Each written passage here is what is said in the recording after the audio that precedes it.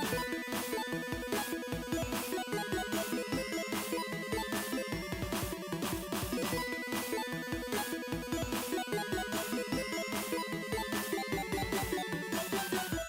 learning to be tool safe. Watch this video to find out the safety guidelines for this equipment. One piece of equipment found in most kitchens is the blender. There are many different types of blenders found in the commercial and residential kitchens of today's chefs. The two most popular kinds are upright or cup-style blenders. With these blenders, you place the food into the container and place it on the base to blend the ingredients. There are also immersion or stick blenders that you can put directly into the food. Never use any piece of equipment until you have been instructed on how to do so safely and correctly by your teacher. This will prevent both injuries and damage to the equipment. Also, think of what personal protective equipment, cross-contamination avoidance rules, uniform guidelines, and hygiene requirements there are for working safely in the kitchen. PPE includes proper chef's jackets, aprons being tied behind, no jewelry or loose long hair, and wearing non-skid safety footwear. There are many health inspection needs to consider for supply storage and general behavior such as hand washing procedures. Make sure you know what the standards are in your kitchen. For ergonomics, some kitchens also have specific rules for the location of the equipment with non-skid floor surfaces and cushion areas for repetitive work strain relief. Gaskets are small rubber or silicone rings that seal connections. These are delicate and need to be treated with care. If the gasket is not in place or is in the wrong place, the blender can leak, leading to a spill hazard. Your teacher can show you the correct placement for any gaskets in your blender. Always ensure that the appliance, in this case the blender, is unplugged before you assemble it. Once the blender is assembled, be sure it's on a level surface before plugging it in. Keep work areas tidy to prevent hazards. When blending cold or room temperature foods, add the foods and or liquids to the blender and put the lid on.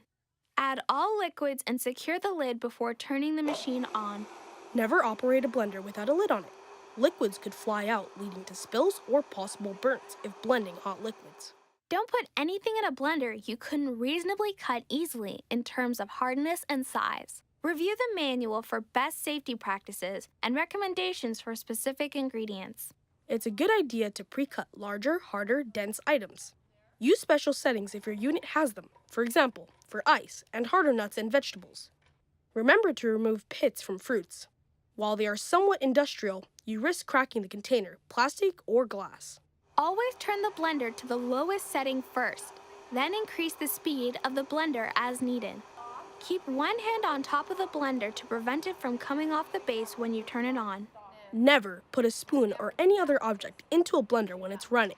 If you need to stir the contents, turn off the blender and wait for it to stop spinning and stir the contents. Resecure the lid and then turn the blender back on, beginning with the lowest speed first. Turn off the blender and allow it to stop spinning before removing the cup from the base.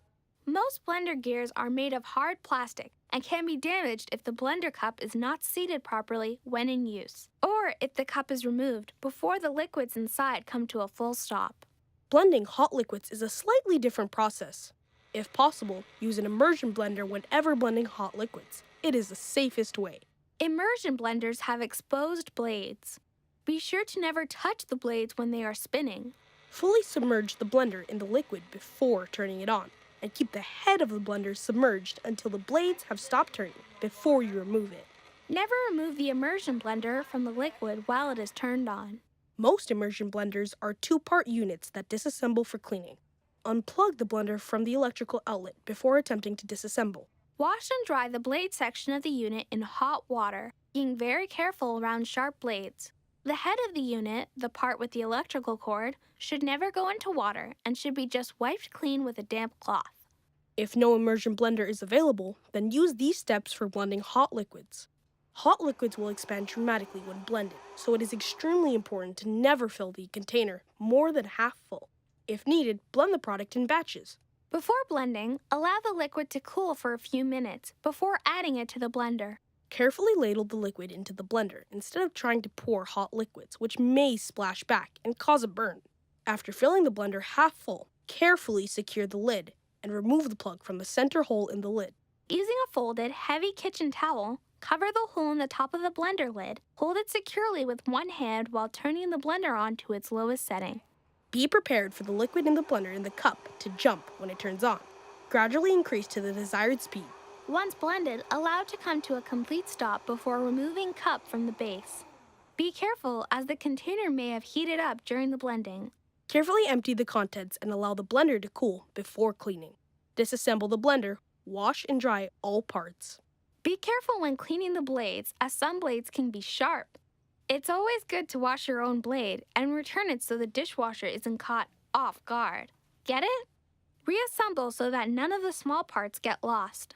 To clean the base, unplug the blender from the socket by pulling on the plug. Be sure the blender is turned off before unplugging.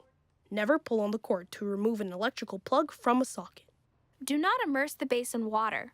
Simply clean the base with a damp cloth and then dry it with a clean, dry cloth. Here's your toolSAFE review. Wear appropriate PPE for the job. Never operate a blender until you are tested and approved by your teacher. Always unplug the blender while preparing ingredients. Only put in ingredients appropriate for blending. Never operate a blender without the lid held firmly down. Unplug the blender when inserting tools.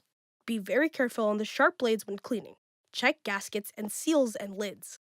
Take extra care when working with hot liquids. Clean properly and watch for cross-contamination risks. Store accessories together properly. And if you're not sure about anything for safety, ask your teacher for more direction. And don't forget to be tool safe.